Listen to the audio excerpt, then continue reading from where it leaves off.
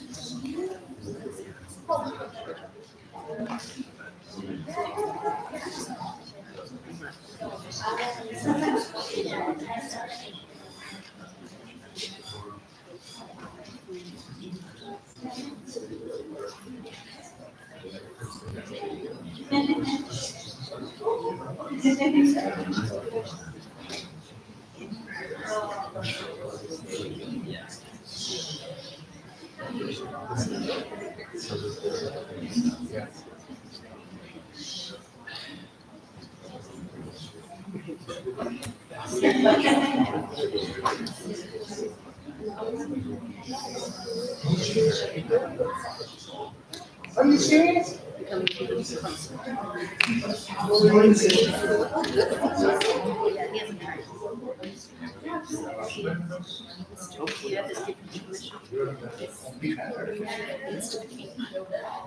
She's at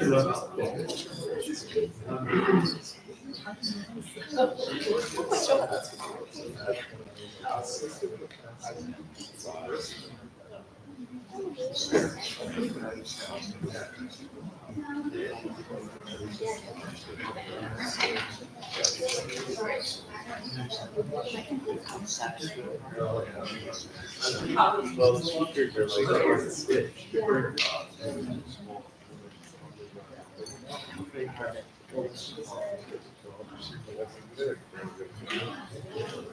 Oh, yeah. Yeah.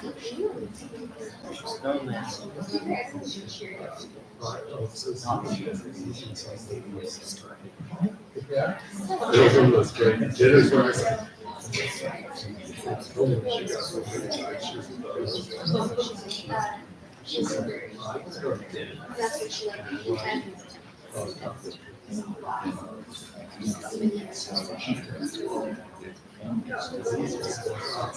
The system for us is easy.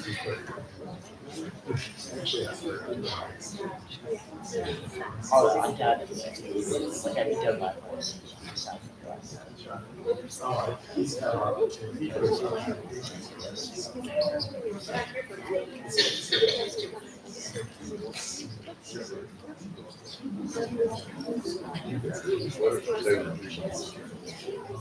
Oh, James.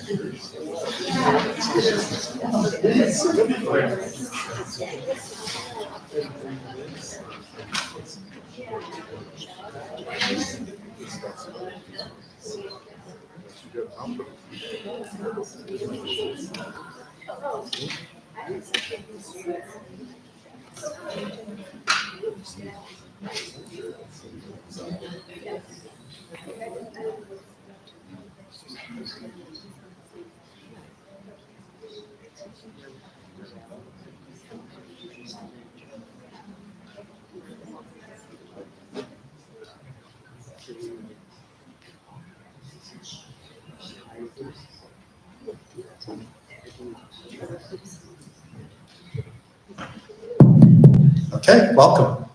I'm Eric Barrica. I'm Ansel's dad, but also I'm a scientist. So in the day, I get paid money to interact with really smart people and just talk about science and ideas, which is super cool.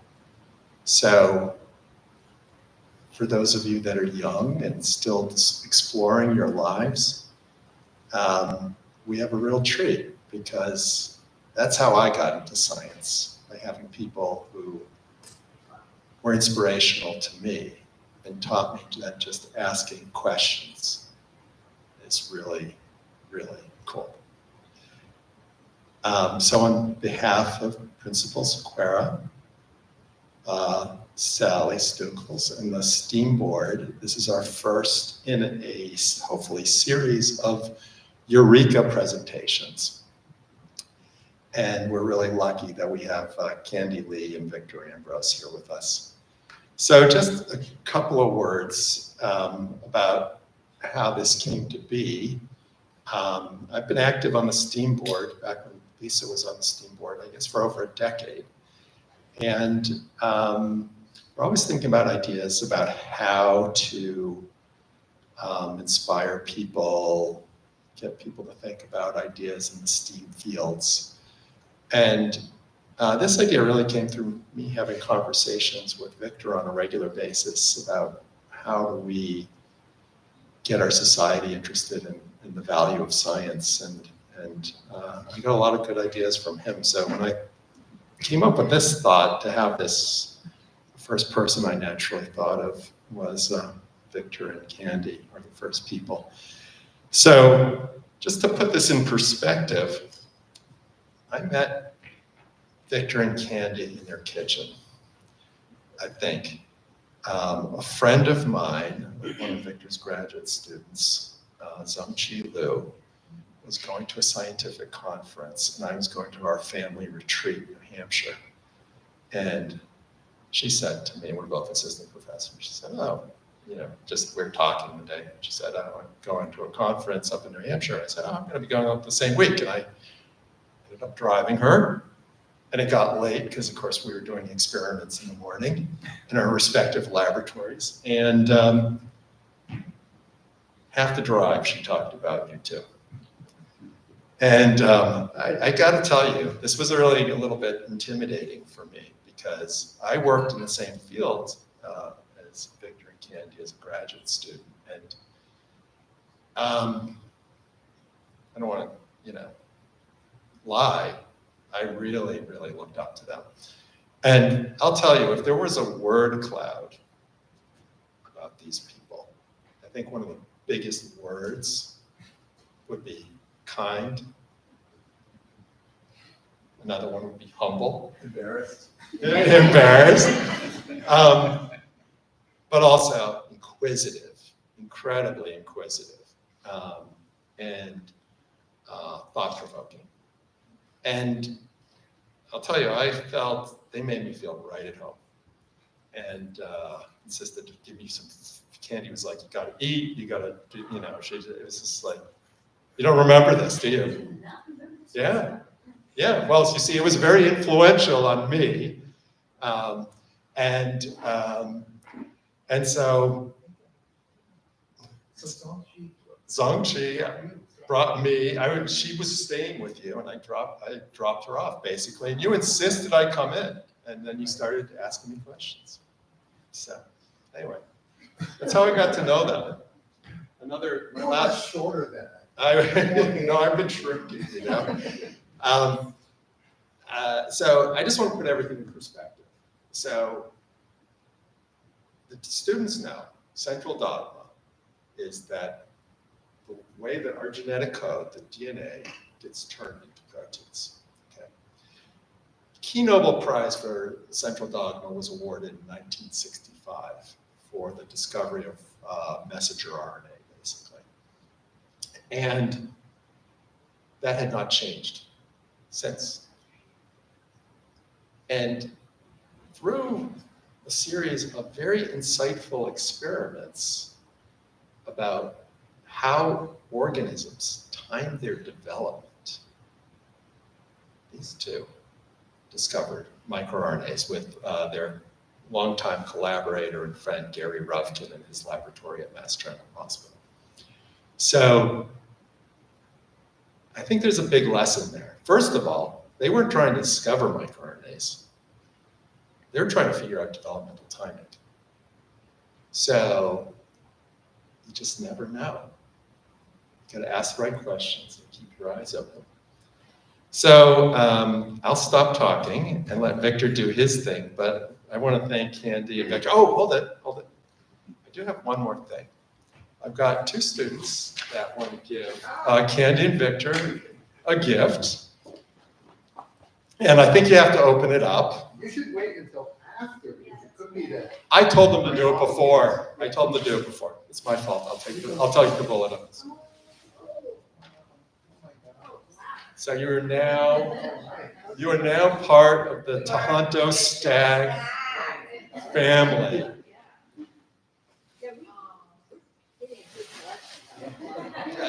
This is high quality.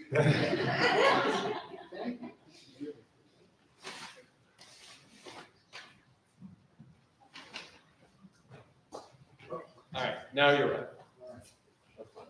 All right, so the first thing I have to do is disabuse you of all those superlatives Eric just gave you. Yes, but he's right. The main message that I want to sort of convey today is that science is done by everyday people, and it's done by teams. And right here, the team we're talking about is me and Candy. We were married in 1976, and then we've been working together since the 80s. And so Candy's been the lab manager and collaborator with me ever since. And the discovery that got the Nobel Prize for me and Gary Ruvkin was from work that was actually done by Candy and her collaborator, a postdoc in the lab, Rhonda Feinbaum, and then in Gary's lab, the work was done by some people there.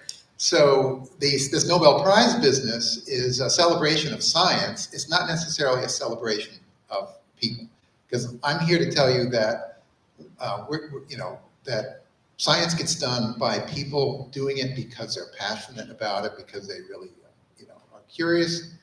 And science in this country is supported by the public, and all the accomplishments of all the scientists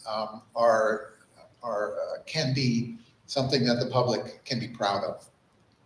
So it begins with, I'm going to talk about myself, even though we're talking here about me and Candy. I mean, I just introduced you. I grew up in Vermont on a farm. That's me. That's a picture. I show this picture because I think I'm cute. This is me in the 6th grade.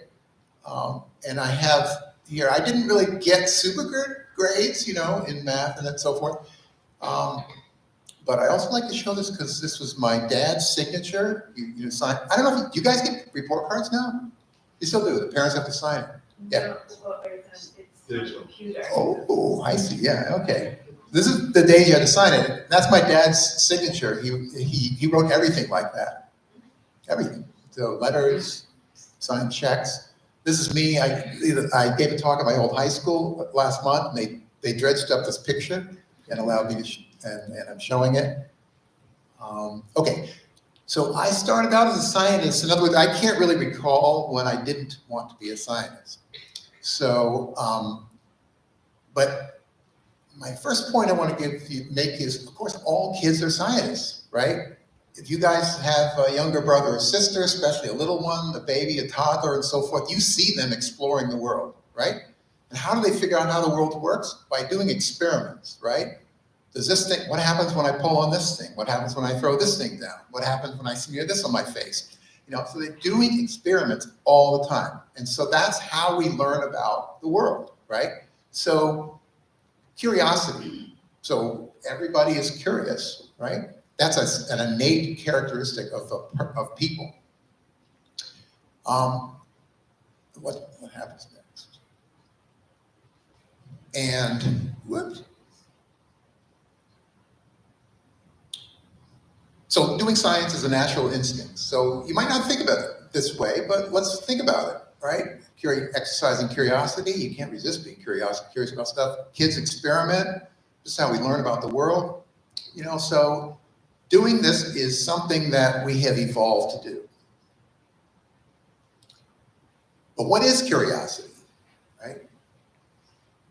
And basically it's like, I wonder what's going on here. Right? What is it with that? What's going on? That kind of thing, right? It's a very innate sort of impulse, right? So I wanted to say a little bit about, what I wondered about, right? So when I was a kid, I mean, one of the earliest things that I remember wondering about was like, why are all the leaves on a maple tree shaped like a maple leaf, right? Like, where's the instructions for that? How come every leaf looks like a maple leaf, right?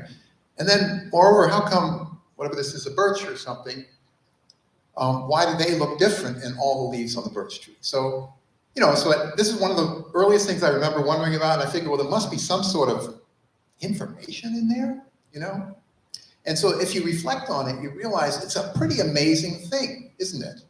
Right? That all these trees have their leaves are of a certain shape. There must be something about the information in the seed of that plant.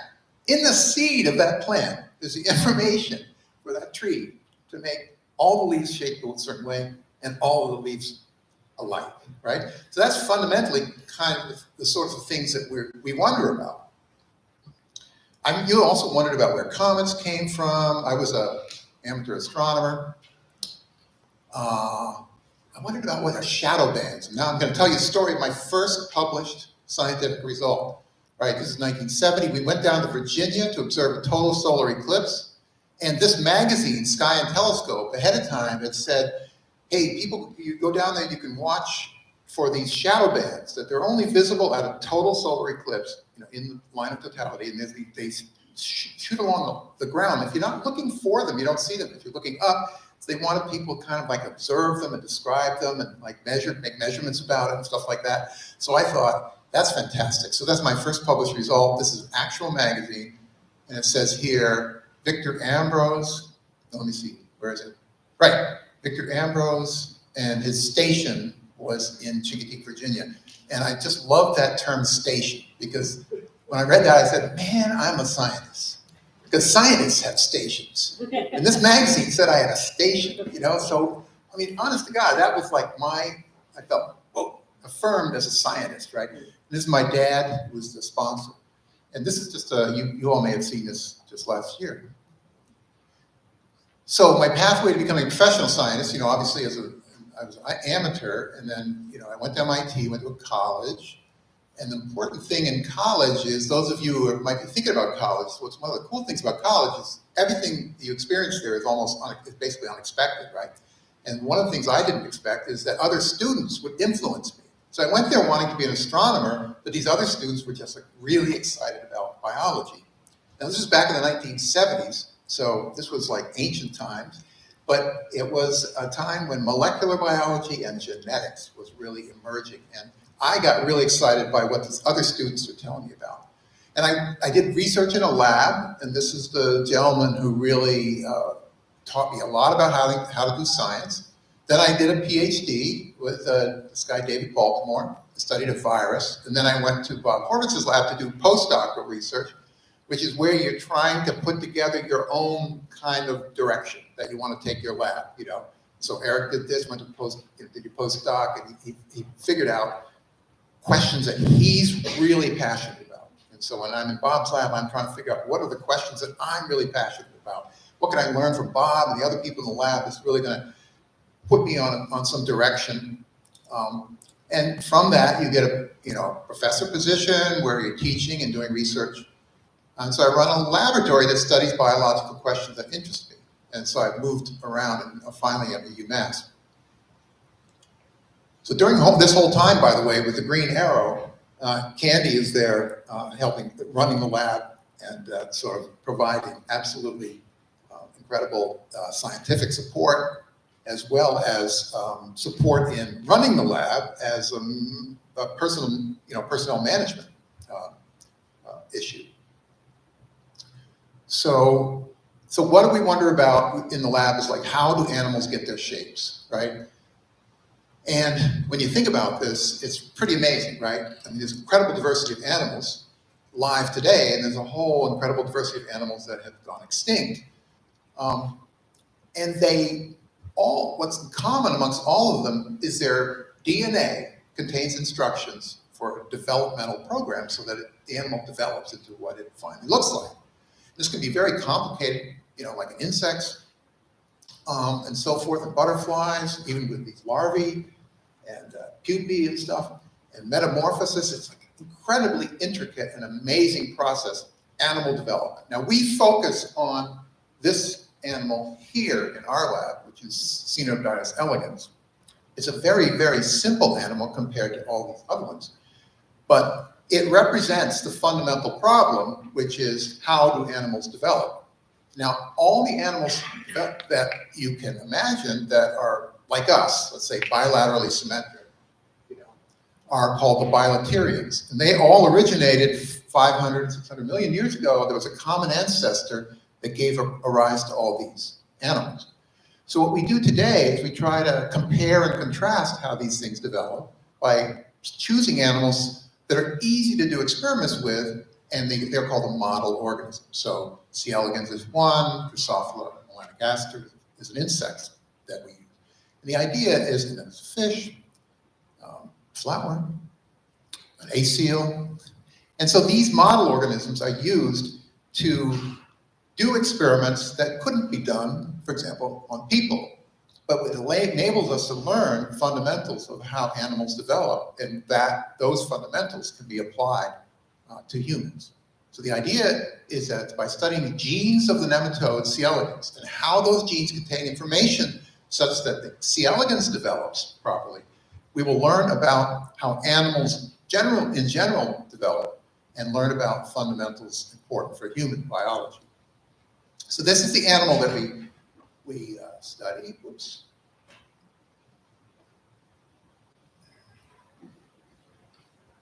Yay, it works. So you see, this is an adult C. elegans, and there's another one crawling away. I don't know if you can see. You see the like little oval things? Those are eggs. Like here's a couple of them here. Then there's some larvae crawling around. So the animals develop in the egg and then crawl out. Then there are larvae, then they go crawl around and eat this bacteria. That's their food. And this is an adult. And the animal develops from something about this size to this size in about 2 days. So it's a very rapid life cycle. This animal here, this is a microscope taking this video. That's about 1 millimeter long. So the worm is tiny. Ordinarily, these animals live in the dirt. So you can actually get them out of the dirt if you want to. You just get some dirt, some rotting organic material in it, and put it on a petri dish, and worms will crawl out. You may not get this particular worm, C. elegans, but there's thousands and thousands of species of these nematodes living in the dirt. So, all right, get ready. This is an amazing video, okay? The first time I saw this video, it just blew my mind, okay? And so what we're going to do is sort of think about it. How does it work? Okay. Let's watch. This is a fertilized egg of C. elegans. So you can see the eggshell. It's after the sperm and the oocyte got together. They make this single-celled egg. It looks like two, but it's actually a little bit, it's actually just before nuclear fusion. And what happens now is once it goes, there's two cells, 4 cells, 8 cells, 16 cells. See those 2 cells go in the middle? That's the intestine precursors. See how all the cells are getting smaller? That's because each one is dividing, right? It started out with 1 cell with the DNA of this animal. Each cell has the same DNA as the original cell, but look what they're doing. Now it has about 550 cells, and those cells are turning themselves into a worm, right? Okay, think about that. All the information for that process happening was contained in that eggshell, in the DNA of that first single cell, right? And I'm here to tell you that today, we still can't tell you how that works. We can give you some of the rudiments of it. I can tell you a little bit about differential gene expression and so forth. But we can't say, oh yeah, it's obvious how that happens. Let me tell you how it happens, right? I mean, it's mostly we can just describe this amazing process, right? And tell you little bits about it, fascinating, amazing things about it that have been figured out using genetics and molecular biology, but still, the mystery remains. So what's the deal? Single cell egg goes to 550 cells. That's the larvae, right? And so they all have the same DNA to begin with. So, what happens is different genes are turned on and off. So that's what we've been studying now for decades in this field of molecular biology and genetics, is how are genes regulating each other? so that that information is elaborated so beautifully to make the worm. So in a nerve cell, that happens to be a nerve cell right there, nerve genes are on, muscle cell, muscle genes are on, intestinal cell, for example, intestine genes are on, but muscle genes are off, nerve genes are off. So you see genes are turned off and turned on in some, in an organized fashion, and that's basically how you get this complex larva. So let's think about it. So the experimental approach we use is we study mutants. And the idea is that if there are genes that are controlling the information that's making the egg, the worm, those genes, if we mutate that gene, it should alter the development of the worm. So that's the idea. So we look for mutants that alter development, and then we try to identify what those mutants can tell us. Because a mutation tells us there's a gene. And that gene is controlling the developmental process. So we'd like to take the mutation and find the DNA, and then find the product of the gene. This is RNA, protein, and we know that those molecules made by that gene are going to be somehow regulating development. So that's the path we take. And the part that Rosalind did was start with a mutation and find the gene product. And as Eric alluded, there was an RNA product, but not the usual protein product. So that was what was novel about what we came up with. So we're actually starting with these mutants, amazing mutants. This is the Lin4 mutant, and it is essentially a persistent juvenile. So, because unlike the wild type or the normal adult, which has all kinds of adult features to it, this one is missing all sorts of adult features, and it has extra larva features. So it actually duplicates larval structures over and over and never advances to making adult structures. So we call it like a persistent big juvenile. And the opposite result comes from mutating this gene called Lin14. And so this animal is a precocious adult. So it actually skips over larval stages and goes right to the adult. So I think you're saying, oh wow, you're telling me that one mutant goes over and over and over repeating larval, programs, and the other one skips larval programs and goes right to the adult. Feels like these genes might be parts of a clock of some kind, right? That is telling the animal what time in development to make different parts of itself. So that's the basic idea. So we came up with, the mutations tell us that maybe Lin4 and Lin14 are like parts of some kind of clock and the output of the clock is like juvenile and then adult. And you would progress from juvenile to adult by turning off Lin14. And who would turn it off? Lin4. See, so that's where we started. And now there were these two labs that Eric told you about. My lab with Candy and Rhonda working on Lin4, and in Ruvkin's lab, a bunch of people working on Lin14.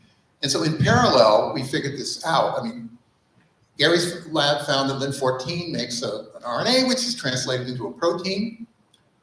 But Candy found that the Lin4 makes an unusual kind of RNA that has an unusual structure, and it turns out that it makes a little piece of RNA that's unusually short compared to all other RNAs, and it's complementary. Those of you who've had AP biology or whatever, you know about base pairing, right?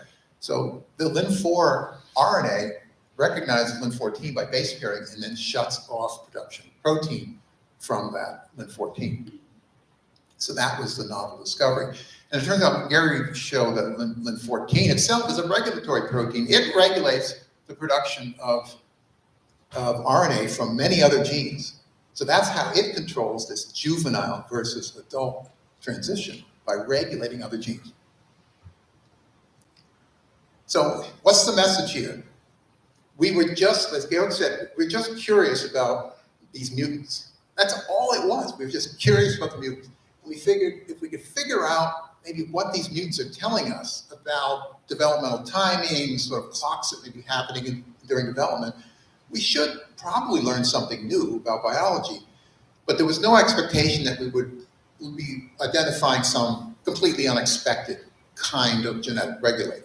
So that's the very important point here is that the curiosity is what motivates the research, and the results come from the research, in this case, what the new insights that came, was pretty interesting that you have this new kind of RNA. And it turns out that there's many microRNAs, not just in worms, but in humans as well. And in fact, the Lin4 microRNA that we discovered is in our genomes as well. So that common ancestor that I showed you of all the bilaterian animals had Lin4, and we've all had one ever since. So I want to just close with things we wonder about that we're starting to work on in the lab today. And this is a Hofstenia, which is a little worm called the banded panther worm. And our collaborator, Mansi Srivastava, has developed this as an experimental model organism for studying regeneration, okay? So now if you cut this worm in half, you get these two halves. And about a day later, you see that the wound heals over at both sides.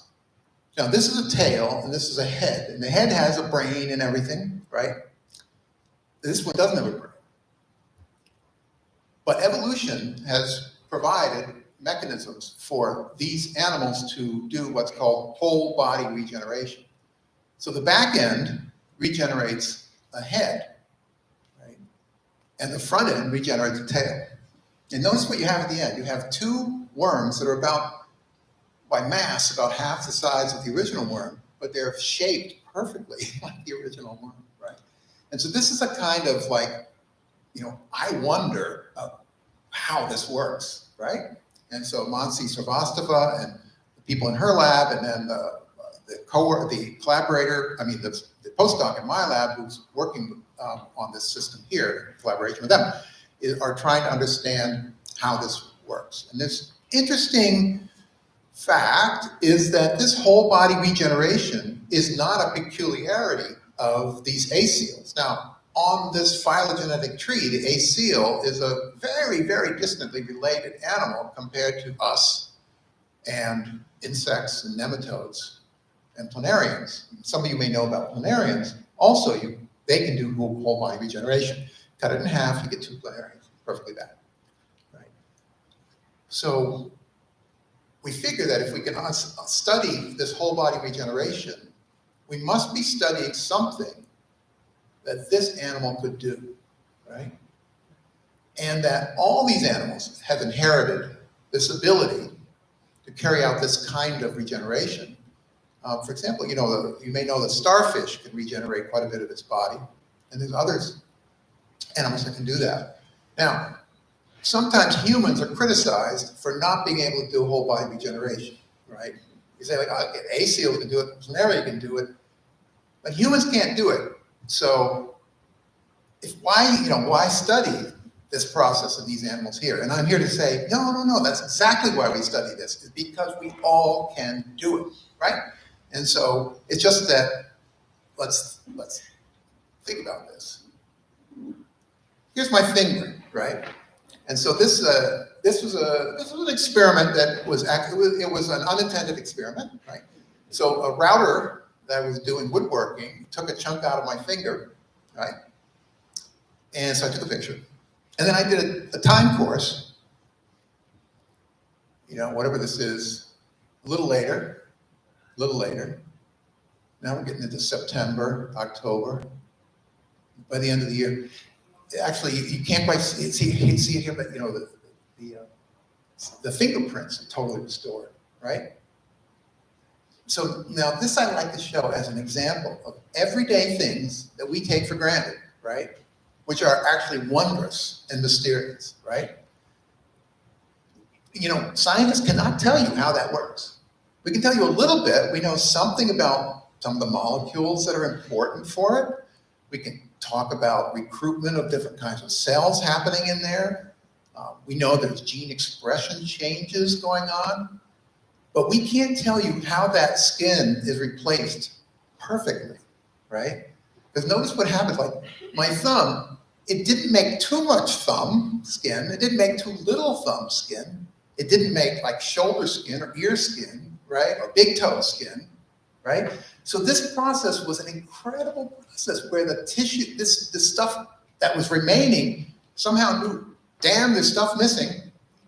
And here's exactly what we have to do to replace it, you know, and that's happening automatically, right? And it happens every day in our bodies, right?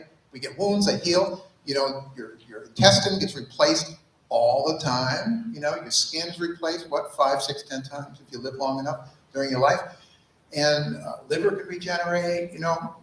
So this ability to regenerate tissues in this amazing, amazing, amazing fashion that's actually mostly error-free, right, is, I think, a part of everyday life. And it's a phenomenon that we still wonder about, and we feel tremendous compunction to try to figure out everything we can about it, because we know it's going to be, first of all, we'll learn about the evolution of that amazing bilaterian ancestor. We all should think about our bilaterian ancestor and say, thank you, bilaterian ancestor, right?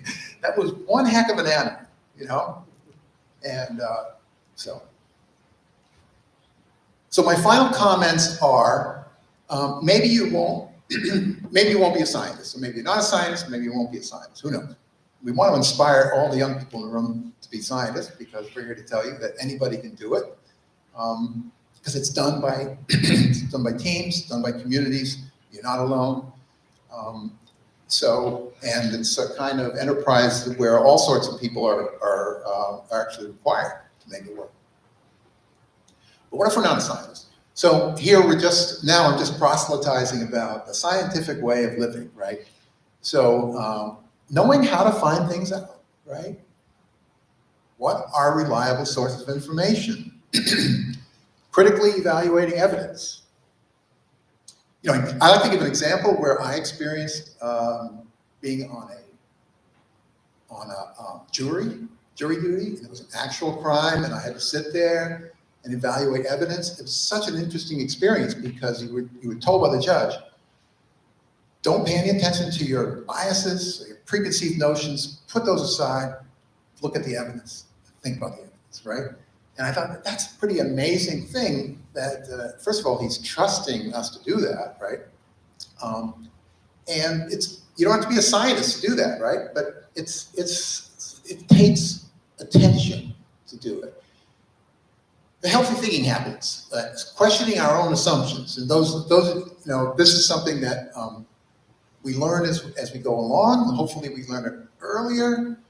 What are our own cognitive biases? Recognize uncertainty and the limits of knowledge. This is, as you know, Eric and the other scientists in the room know, that that's what it's all about. Is we're always trying to figure out, okay, what do we know and what we don't yet know? What do we really know? And what's the evidence for that? Okay, how well do we know that then, given what the evidence is, right? But this is a way we can all approach our everyday living, right? So then finally, curiosity. I mentioned that curiosity is I think, you know, a natural human instinct, but it has to be nurtured, and it can be inhibited by circumstances, right? So it's something that we need to nurture in each other and ourselves, and be careful not to inhibit it in others. Curious about our world, ourselves, and others. And so that curiosity, as I said, that's really the fuel for discovery, and so in science and everyday life. The other thing is maintain a sense of wonder. You know, and I told you an example of this healing of my thumb, you know, as an everyday thing. That you think about it, wow, that's pretty amazing, you know. You can take it for granted, or you can sort of look at these everyday phenomena around us and say, wow, you know, this is really amazing, you know. So there's mysteries all around us, and most of what there is to know is still unknown. And that's something that I think maybe we don't always think about, right? When we're doing science, we always are trying to answer the next question. And then people sometimes ask, well, you know, have you figured out everything? So now we can just put it to work, right? And the fact is, yeah, we figured out a lot, but there's just so much more to know. I think there's more to know than we can possibly imagine, right? So that's why those of you who are thinking about going into science, I'm telling you, it's not that everything's been figured out, and once you get there, be like, oh, what do I do? Everything's been figured out. No way, man. Everything that so much about the world and the universe is yet to be discovered, and it's almost certainly surprising and entertaining to know. So thank you very much. I hope that was good. And I think we're going to, what's next? Are we going to go to another room, or we do questions in here?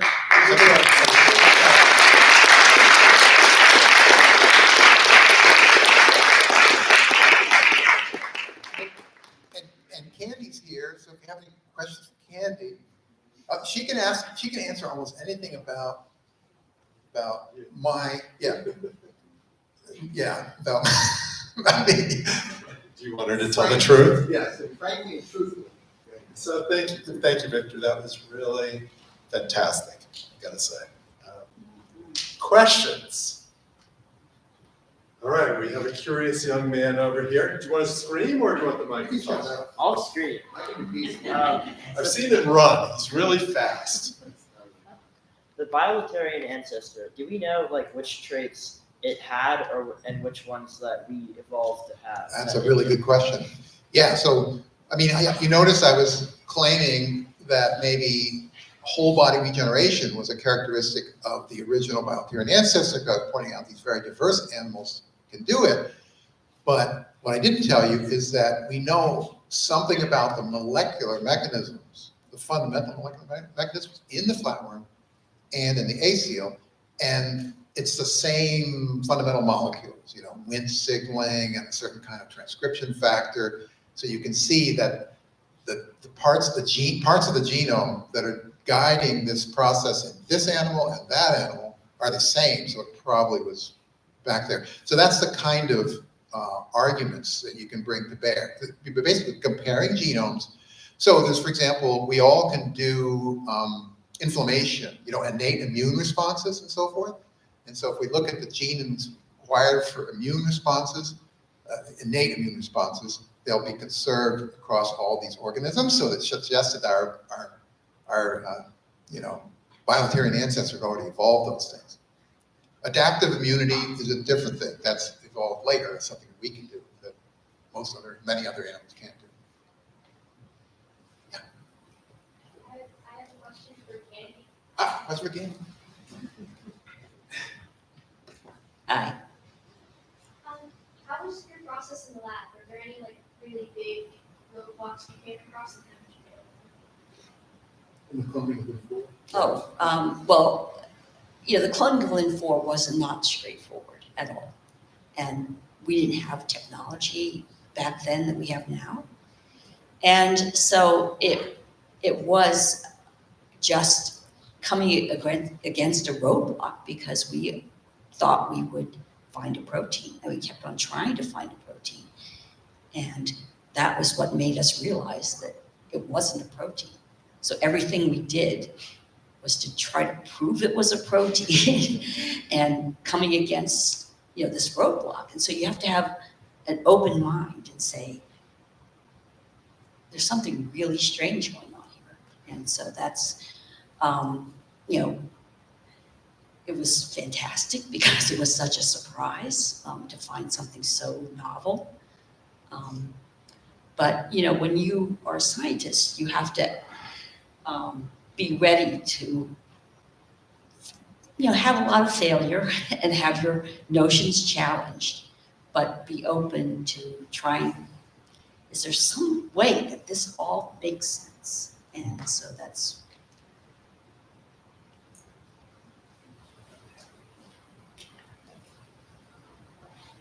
You want me to mic? Or should we? I can run the live if you want.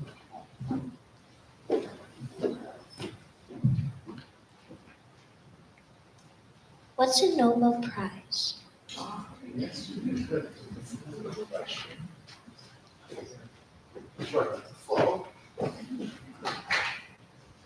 So the Nobel Prize is a prize that comes out every year.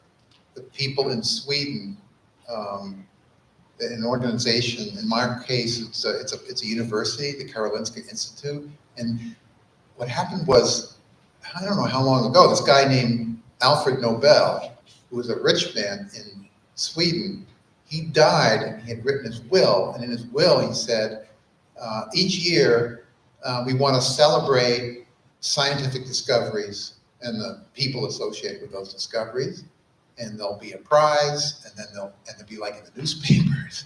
And there was no TV then, but then it's going to be on TV now. And so it's a way that the Swedish country celebrates science, right? So you'll hear about the Nobel Prize in medicine, Nobel Prize in chemistry and physics.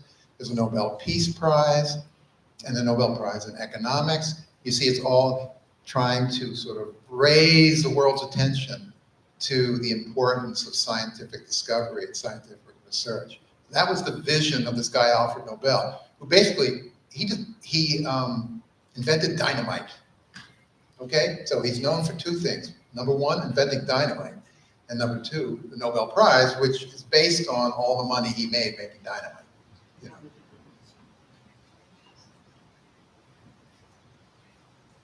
Another one.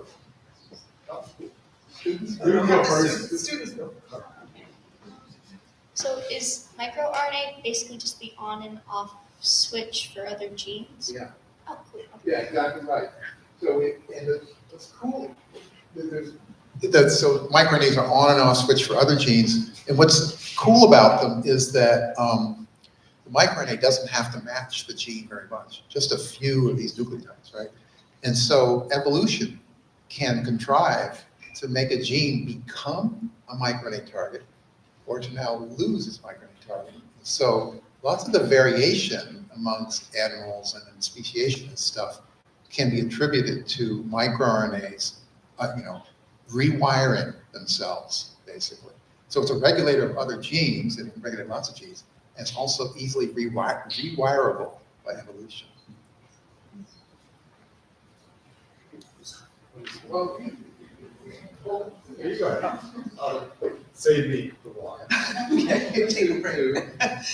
I was just curious if you think it's possible that an error with microRNA could be involved with that rapid aging disease?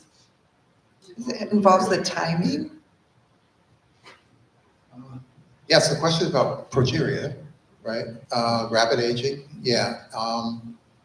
Your instincts are good that you could have a regulatory change, right, that could have such an effect. But in fact, I think progeria are mutations in nuclear lamin, right? After that, I don't know the mechanism, though. There's not a lot known. Yeah, it's a mutation in the gene that encodes a protein that it makes up a part of the nucleus of our cells. Where the DNA is.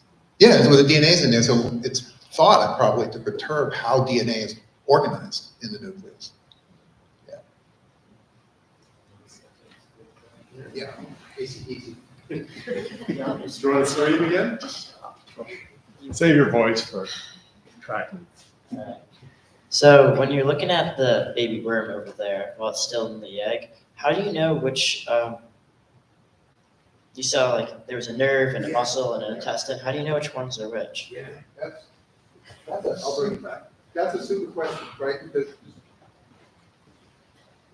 so no,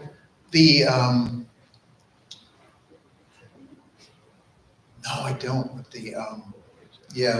so basically using light microscopy, and there's a kind of light microscopy that allows you to visualize really in stark relief the nucleus of the cell, right? And different cell types have different nuclear morphologies that can be recognized. It's like a face, So neurons are small and kind of pink, punctate. They're big. And so that's helpful. But moreover, when that animal develops, as in that movie, from 1 to 2 to 4 to 8, 32, you can actually watch that happening, and it produces a chart you can draw out called the lineage, cell lineage, from 1 to 550 cells. That was first figured out by a guy named John Sulston in England, who sat in a room for 2 years looking through a microscope, watching embryos develop and taking notes and drawing, right? So, and then he worked it out. And then he determined that if I watch this again, it'll do it exactly the same way. If I watch it again, it'll do exactly the same way. So he actually established that the development of C. elegans is invariant in terms of which cells divide when and what they become when they divide. all the way through. You got paid to do that? Yeah, he got paid, right? He got a Nobel Prize for doing that, actually. So, yeah. So that And it's worth noting Yeah. that Nobel Prize also was the victor's postdoc. yeah, postdoc advisor, Bob Horvitz. Who Yeah, discovered the genes that regulate how cells die yeah. Programmed cell death, which we all do, right? every minute. Every minute of every day, yeah. So if you put a plug in for nematodes, for studying Yeah. nematodes, you really, So you wondered what Nobel Prize is. Maybe you can take this out. There were 4 Nobel Prizes so far for studies of this animal, right? And at least 2 for Drosophila, I think. Yeah, yeah. So these model organisms, 3 or 4. Yeah. it could be, let's give it to them. Yeah, sorry. there's a worm fly competition. Yeah. You didn't do that. But the key thing We is, love each other. yeah. So you can tell what they are because we actually have a chart, right? Nowadays, you can do things like you can actually engineer the genome of the worm to produce, for example, fluorescent proteins from a particular gene. So that allows you to say, oh, this is when that gene comes on, this is when it comes off, and things like that. So we can trace these cells, characteristics of these cells in terms of single gene activity. I mean, one thing that we've recently started working on is that the proteins that help accompany the microRNAs, to the mRNAs and make them function, have, I mean, they have developed, neurological disease. Yes, the mutants. And so we've really recently connected with families of kids who have mutants in their proteins that work with the microRNAs. And we've been able to make those same mutants in our worms to see how that changes, how the microRNAs interact. So they're not working in a neurological, system, but we can see how things change. And what we see is that by mutating those, they're called Argonauts, we find that the Argonauts can't release the microRNAs. And so that's a way that they are just preventing them from working. So, people from just one mutation can have a whole spectrum of symptoms. And so, you see how easy it is for us to just, do stuff with nematodes that has effect on human health. So we're very hopeful, that we can try and solve this kind of problem. And then, then it's up to the people, also at UMass who are doing RNA therapeutics to develop drugs to, change that. So this, it's a very exciting time to be a scientist. There's so much that we don't know and still needs to be done, and lots and lots of questions. Yeah, that's a really good point. The C. elegans is a model organisms can be studied, right, to sort of learn stuff and then sort of make inferences about human biology. In this case, the human families, patients contain a mutation, but it's in a protein that the worm also has.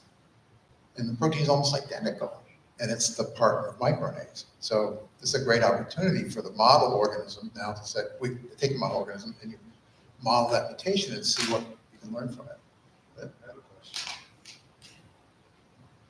So are the genes that control your thumb repair the same that controlled Ansel's knee repair?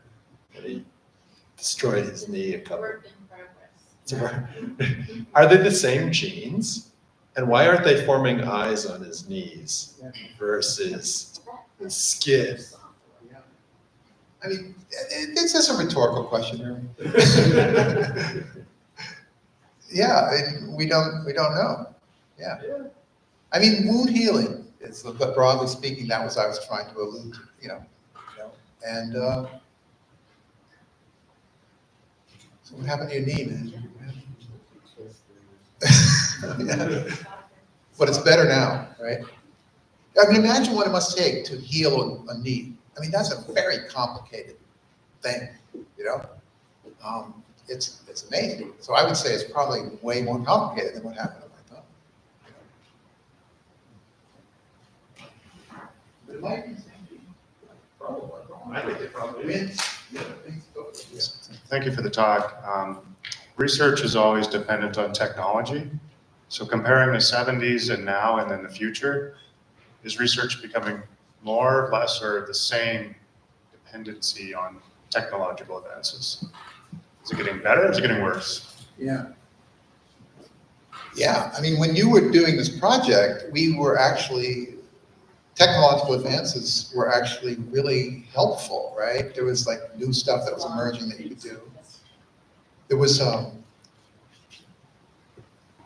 but in the 70s, everything was, I mean, relatively speaking, it was much more labor intensive to do almost any of these things. Like it took you and Rhonda, 3-4 years to do this.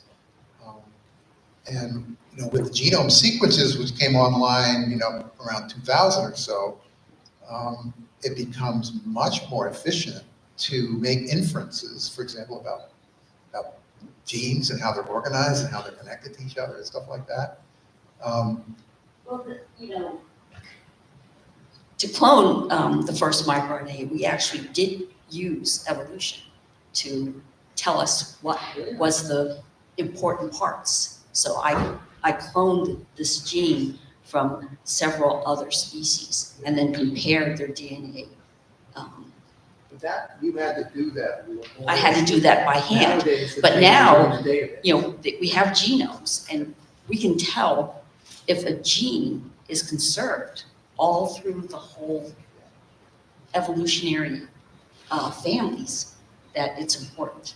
Because otherwise it would just have been kicked out, or just it's a specific for just that organism. So Yeah, those of you who are like middle schoolers or high schoolers who want to do projects that don't involve actual experiments, you can actually do studies of the data that's in these public databases.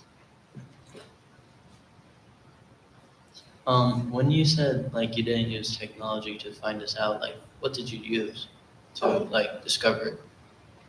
Yeah, didn't mean to say we didn't use technology. We used the technology that was there at the time, right? But this was in the 80s, and it was much cruder than today, right? we didn't have computer programs. Yeah, right. We did not use computer.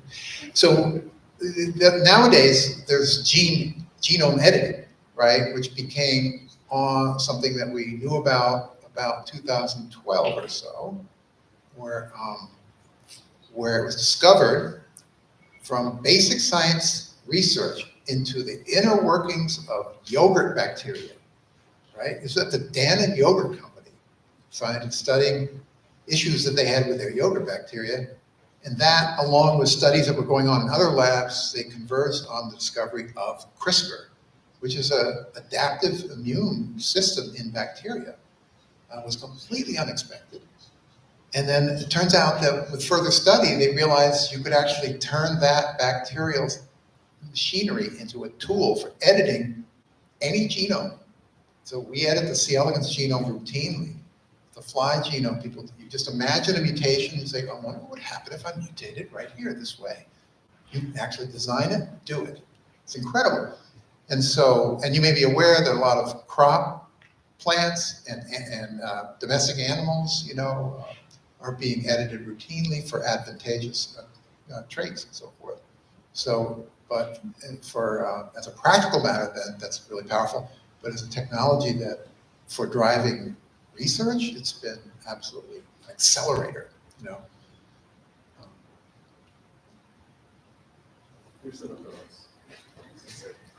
I can talk loudly.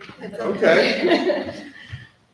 So I'm a chemist. I worked in the pharmaceutical industry for most of the time, so I'm assuming, I believe this, the microRNA is implicated in some cancer and things like that.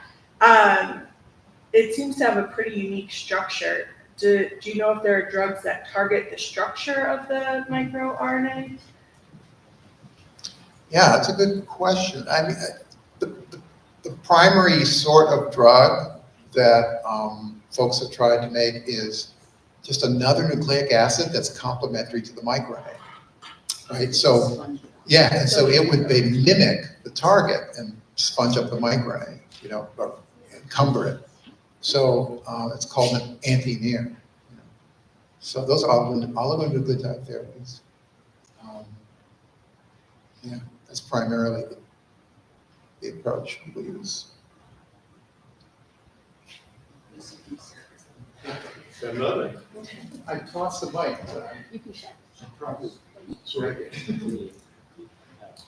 He wanted you to throw it. Right? The Lin4C elegant, it said it repeated its adolescent lifespan over and over and over again, right? Could you alter it enough to like expand its, make it live longer essentially? To live longer? Yeah. Yeah, I mean, ironically, those mutants live shorter. So it's like counterintuitive, isn't it? And yeah, they live shorter. Now this is going to get gruesome. Okay, the reason, one of the main reasons they live shorter is because, you know, they don't have the apparatus for egg laying, so they can't lay their egg. But they are hermaphrodites, so they self-fertilize internally, and that's really convenient for us, the experimenters, because we can grow this mutant and it propagates, and it's very convenient to, you can propagate it and grow up huge amounts of this worm, the mutant. But what happens when the eggs, the embryos hatch inside the mother, and so they do what's called matricide. They eat their way out. So, no, isn't it? Yeah, maybe there's a less, maybe there's a more benign word for it. But anyway, yeah, they actually, yes. I don't know too much about different types of cancer, but for my, is cancer just the geez, is it the duplication of cells, but it doesn't know when to stop. So could microRNA turn whatever is duplicating it off? Yeah. Yeah, super good question. Could microRNAs in cancer? So there's actually a lot known about this, but there's a huge amount still to know. Certain microRNAs have been identified as what's called tumor suppressors, which means if they're expressed, they can suppress the tumor. But what happens in the tumor is the tumor evolves a way to silence that microRNA gene, right? So these would be microRNAs, for example, that are expressed during normal development when your tissue differentiates. So they are driving differentiation and controlling genes involved in differentiation. So the tumor, just evolves shutting off these genes like that, tumor suppressors, and the microRNAs are, some of them are tumor suppressors. So the therapeutic notion would be, let's see if we can deliver the microRNA back in some synthetic form, chemically synthesized or otherwise, and to try to override the proliferative machinery, by putting a natural repressor in there. Yeah. You want to shout? Yeah, I'll just shout. Oh, yeah. So when a gene sequence starts producing a microRNA that is a suppressor of another RNA, is that microRNA produced in perpetuity? Or will eventually that shut down because some other process? In other words, other phases where the microRNA exists as part of development, but then eventually it goes away because it's just no longer used. Yeah. Your insight is really spot on. Some microRNAs will be turned on at a particular time to drive differentiation, let's say in certain tissue, but then later it needs to go away to permit something else to happen. So these microRNAs are produced from from a gene that encodes them, and that gene can be regulated up and down, on and off. So the microRNA can go up and then go down. You know, or some microRNAs start out very high and then get shut off. Other microRNAs be surprisingly steady and express in many, many cell types and pretty much steady. You know, so they can be seemingly not a switch, but maybe some kind of just sort of a buffer or damper, you know, that kind of thing. Do they just go away, or do they have to get degraded? Yeah, so that's- Degraded, or they get diluted by cell division, or how does? Yeah. That's a very active area of study. Katie McJunkin studies this, you know, and so it's, yeah, not a lot to know about it. Some microRNAs are very, very stable. Others get shut off at a certain time, and people are super curious about what are the machinery that can identify that microRNA from all the others and turn it over, turn it on. I heard that there's like refreshments somewhere. Is that right? You probably should go. Yeah, absolutely, because we can still talk and you can Yeah. answer any questions and so forth. There are cookies and there's coffee and there's water, tea in the cafeteria. I mean, I didn't know if this was a time for it. I just wanted to make sure we didn't Perfect. forget. I think it's a good time to Okay. transition. All right. That's question. So let's All right. do this one more time.